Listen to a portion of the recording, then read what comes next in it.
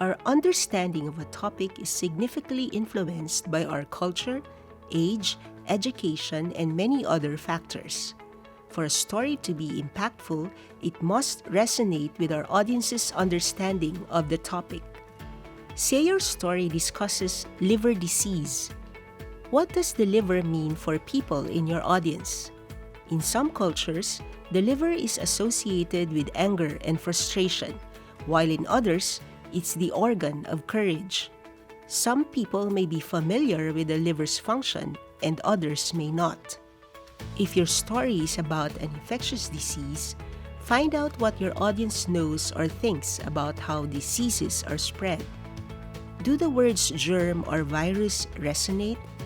What meaning do these words hold? Is disease associated with other causes, like spirits or magic, in the community? If nutrition is the topic, what are local attitudes towards junk food and healthy food? Some people may see processed foods as superior to homegrown food due to associations with wealth. In other contexts, the reverse may be true. Because beliefs and understanding vary greatly across different audiences, it's very important that we don't assume the audience shares our own knowledge and beliefs about a topic. In a similar way, we might assume that visuals hold the same meaning for all people, but this isn't the case. Using visuals to communicate your story is important, especially when targeting audiences with low literacy levels. But how can you visually represent something like a virus? For example,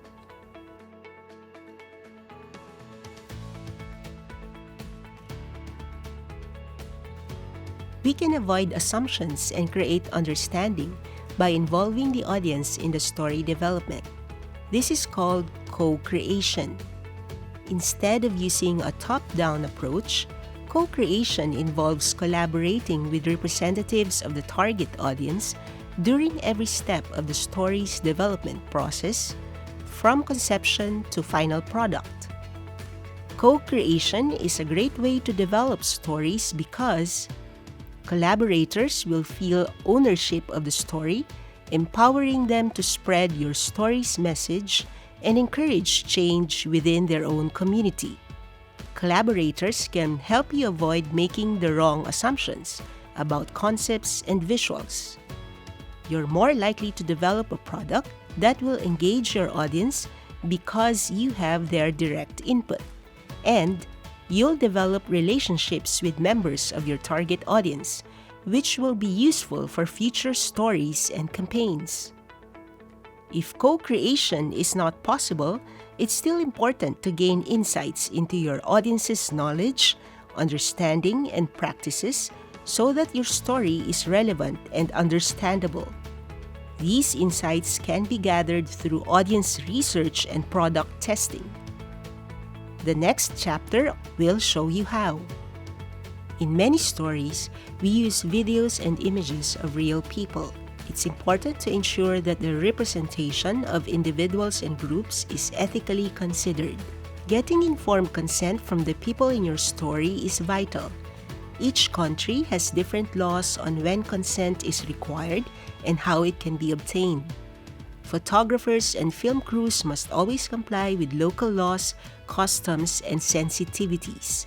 Your organization may also have a policy on consent you'll need to be familiar with. You can review a guide on verbal and written consent in Chapter 4 of your handbook.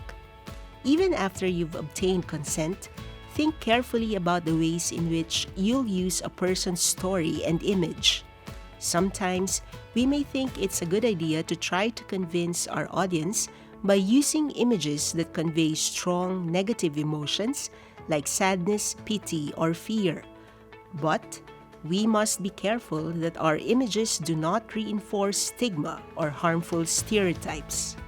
For example, showing very confronting images of someone living with tuberculosis may increase stigma around the disease. This is another reason why co-creation is important. If you're telling a story about tuberculosis, it's best to involve people living with the disease in the creation of the story. Find out how they want to represent themselves and their experiences. As storytellers trying to spark positive health changes, it is our responsibility to ensure we are not unknowingly doing harm, especially to those helping us to tell important stories.